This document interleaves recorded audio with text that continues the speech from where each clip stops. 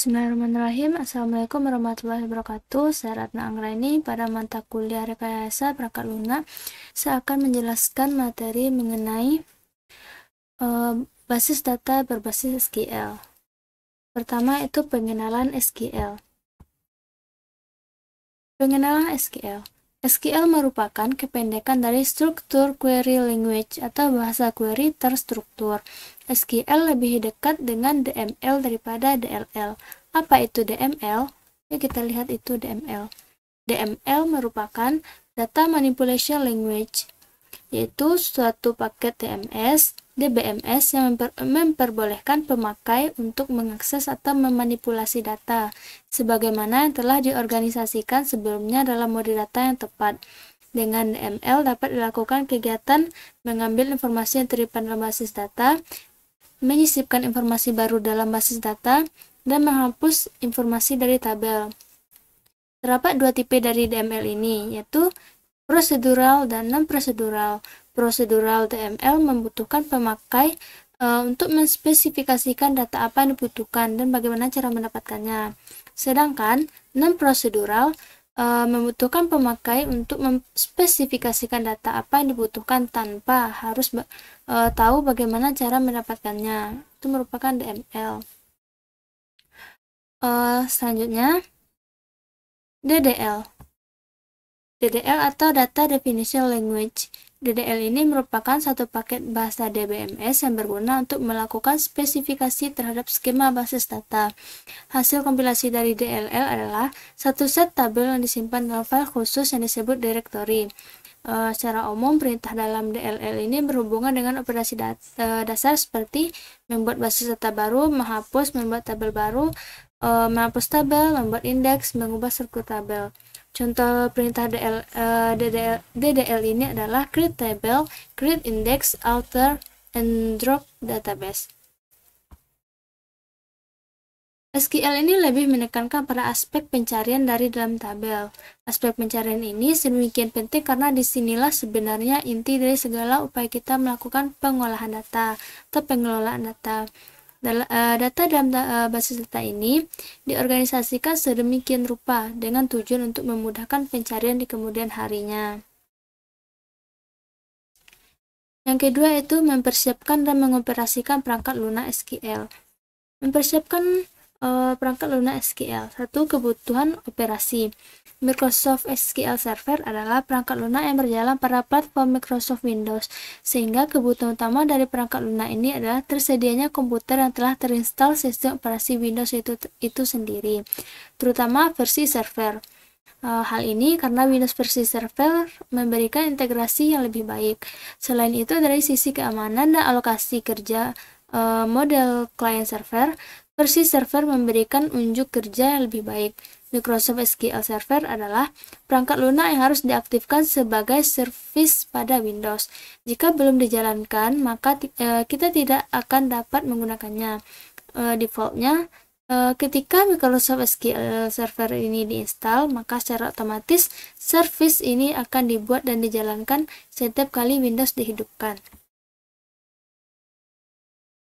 Yang kedua, menjalankan perangkat lunak basis data berbasis SQL. Pada gambar di samping, terlihat bahwa kita akan mengakses tipe data server database engine, yaitu server yang berhubungan dengan masalah aplikasi basis data. Selain itu, nama server yang akan diakses adalah ARM Blackmat. Ini ARM Blackmat. Hal ini karena SQL Server diinstal pada komputer ini dengan nama ARM Blackmat, sehingga kita perlu nama server sama dengan SQL Server yang berjalan. Selanjutnya, yang ketiga itu menu aplikasi SQL. Menu atau fitur utamanya. Di sini terdapat Object Explorer dan juga terdapat Summary Panel.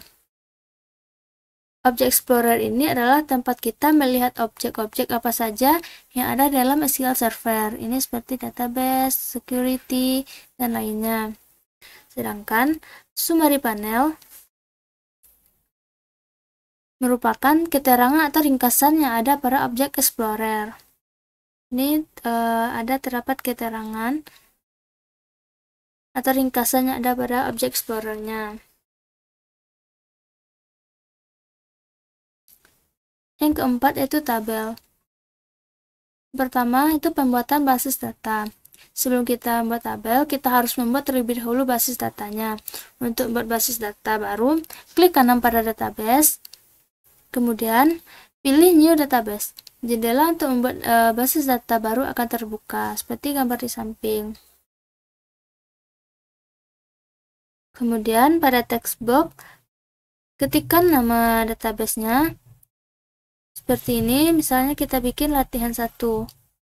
Kemudian oke. Nah, ini tampilannya, nama database-nya itu latihan 1. Yang kedua itu pembuatan tabel. Untuk membuat tabel, klik kanan pada komponen tabel di basis data latihan 1. Di basis data latihan 1 ini, pada komponen tabel, sini pada tabel ini, kita klik kanan. Kemudian, pilih New Tabel. Bagian summary panel akan berubah menjadi seperti gambar di sini. Akan berubah seperti ini. Kemudian masukkan atribut kolom yang dibuat dari tabel yang akan kita buat tersebut.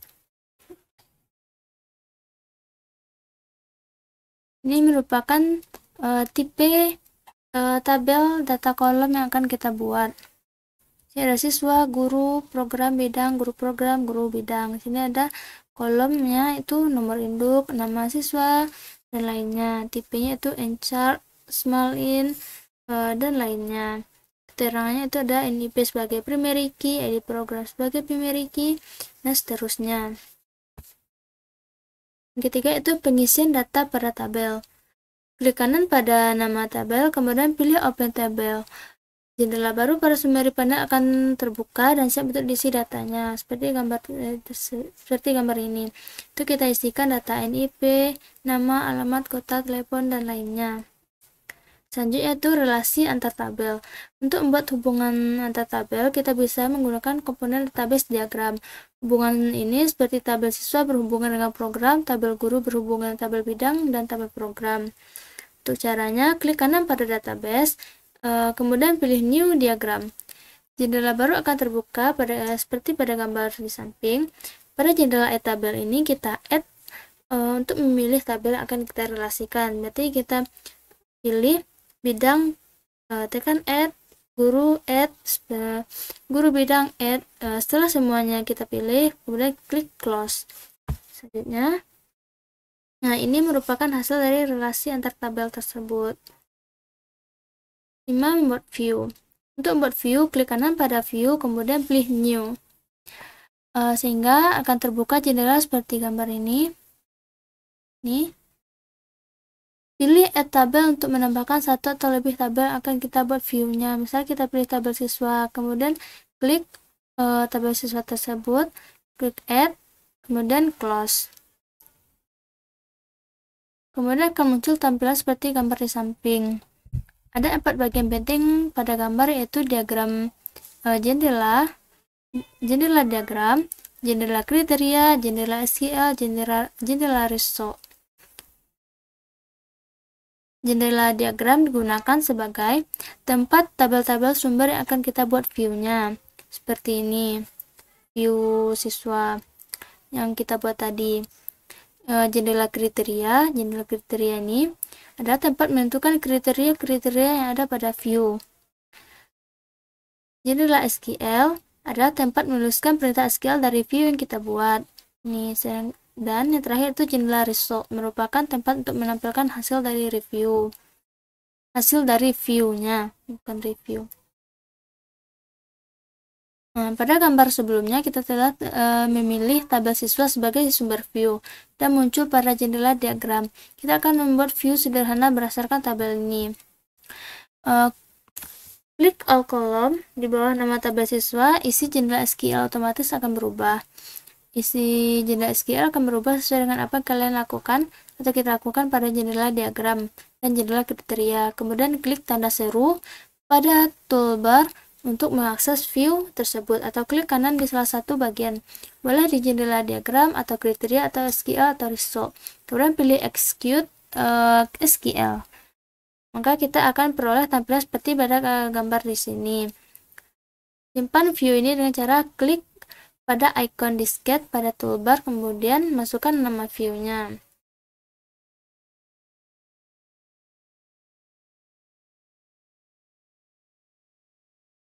Selanjutnya itu menggunakan TSQL. TSQL atau Transact SQL, disingkat TSQL, adalah varian dari basis data SQL yang dikeluarkan oleh perusahaan Microsoft dan Sybase.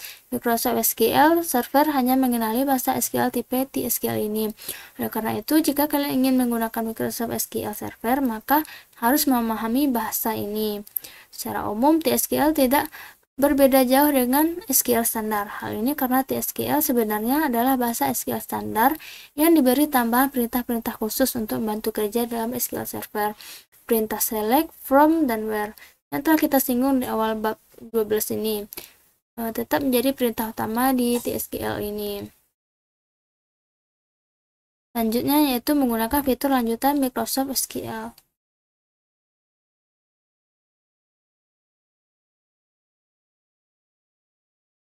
Fasilitas tingkat lanjut Microsoft SQL. 1. Fungsi. TSQL menyediakan banyak fungsi yang digunakan untuk mempermudah tugas-tugas dalam pengolahan basis data. Fungsi-fungsi yang berhubungan dengan numerik atau angka adalah isNumeric dan round. Fungsi isNumeric digunakan untuk memeriksa apakah isi suatu data berupa data angka atau tidak. Buka jendela query, kemudian ketika perintah seperti pada contoh gambar berikut, dan periksa hasilnya. Seperti ini. Select nomor induk, nama telepon, isNumeric, telepon from DB siswa.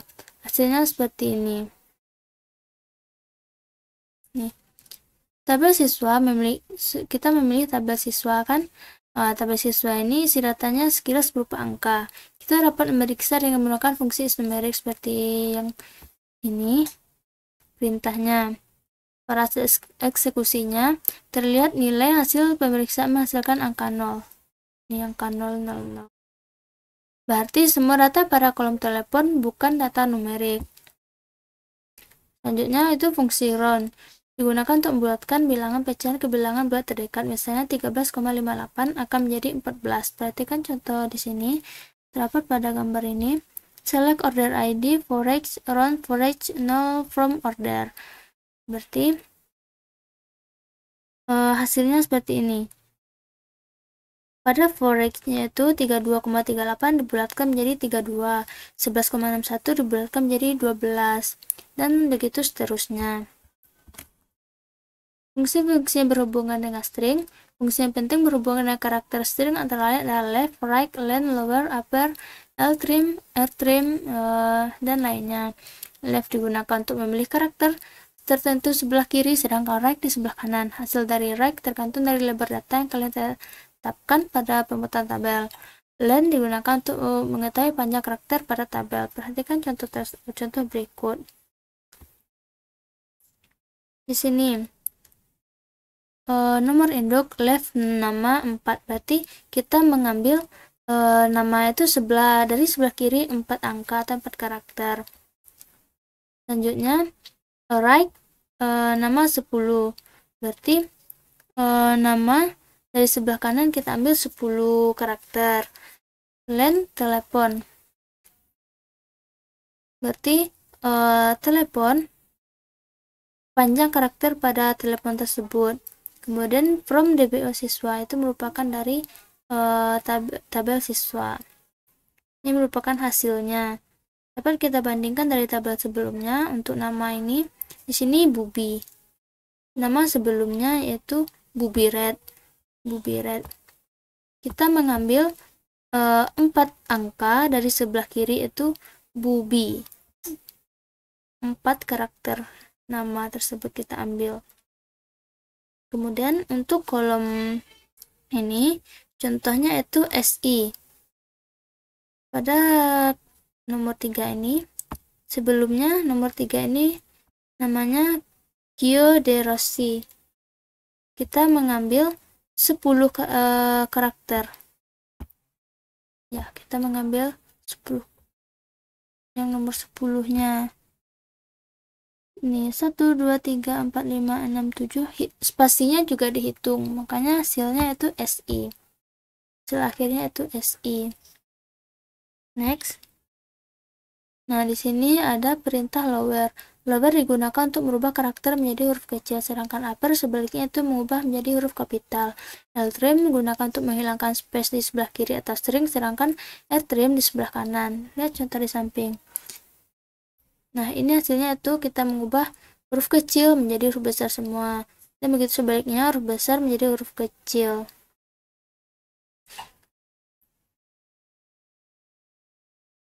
Next. Nah, fungsi-fungsi yang berhubungan dengan waktu, fungsi yang berhubungan dengan waktu yang penting antara lain get date, month, day, year, date name, date add, dan date div. Get date digunakan untuk mendapatkan tanggal sekarang dari sistem komputer. Month digunakan untuk mengambil bagian bulan dari tanggal. Day digunakan mengambil bagian tanggal dari data tanggal. Year digunakan untuk mengambil bagian tahun dari data tanggal. Date name digunakan untuk mendapatkan nama dari satu tanggal. Date add digunakan untuk menambah atau mengurangi data tanggal. Date div ini digunakan untuk melihat selisih antara dua buah data tanggal. Perhatikan contohnya. Nih, select get date, day get S tanggal, month get date, S bulan, year S tahun, date name, DW get date, S hari. Ini merupakan hasil dari perintah tersebut.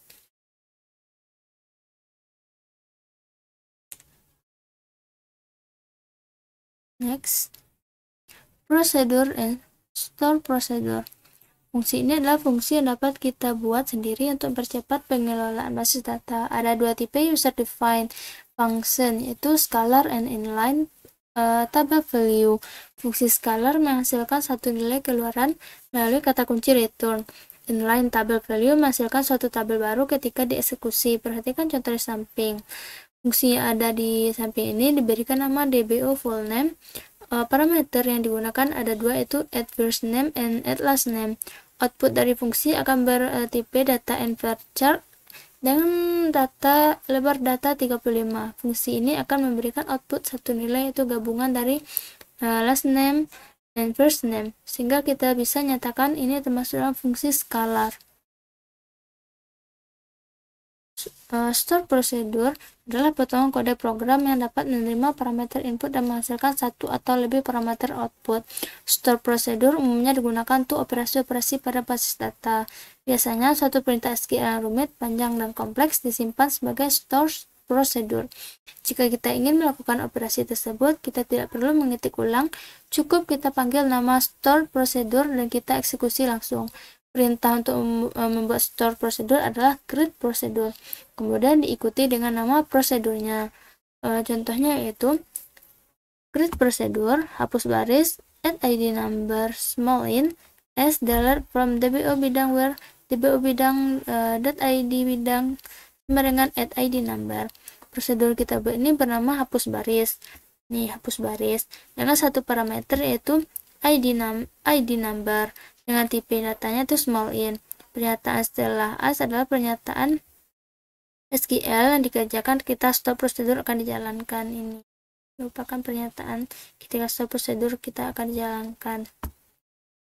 Ketiga itu trigger. Trigger adalah tipe khusus dari stop prosedur yang akan dieksekusi ketika suatu kejadian muncul. Kejadian tersebut misalnya ketika ada penambah data atau insert, penghapusan data atau delete, atau perubahan data atau update. Trigger biasanya merupakan komponen dari suatu tabel. Cara membuatnya adalah klik node di depan tabel yang dipilih. Setelah muncul daftar komponen tabel tersebut, klik kanan pada trigger dan pilih new trigger. SQL Server akan menampilkan jendela baru yang isinya adalah template dari trigger. Hapus semua teks pada jendela tersebut, kemudian ketikkan contoh seperti contoh berikut. Trigger ini nama trigger itu coba trigger. Ini nama triggernya. Dan akan dijalankan ketika event pemasukan data atau insert pada tabel DBO bidang terjadi. Ini merupakan contoh template dari contoh trigger tersebut. Selanjutnya itu administrasi Microsoft SQL Server. Pertama itu security and authentication. Security atau keamanan basis data merupakan komponen yang sangat penting karena sifatnya yang berperan sebagai server, maka sebenarnya SQL Server secara teori dapat diakses oleh siapa saja. Ada dua model authentication, yaitu Windows Authentication dan SQL Server Authentication.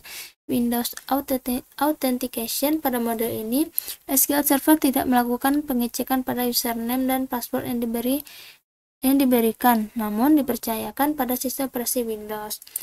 Yang kedua itu SQL Server Authentication. Informasi username dan password disimpan dalam SQL Server, sehingga setiap kali ada user yang akan masuk koneksi ke SQL Server, SQL Server tersebut akan memeriksanya.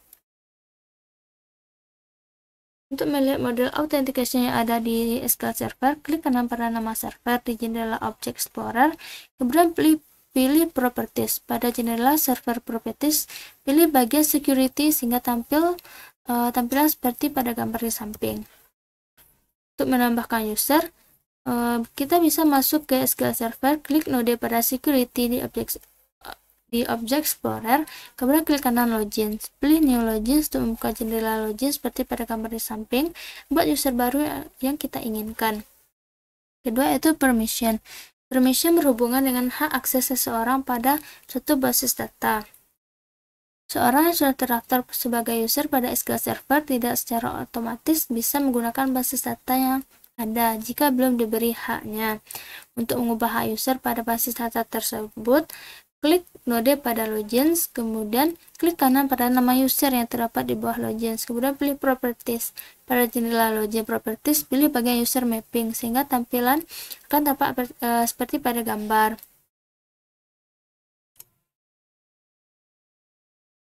Sekian yang dapat saya sampaikan. Mohon maaf jika ada kesalahan. Saya sudahi. Bila taufiq wal hidayah. Assalamualaikum warahmatullahi wabarakatuh.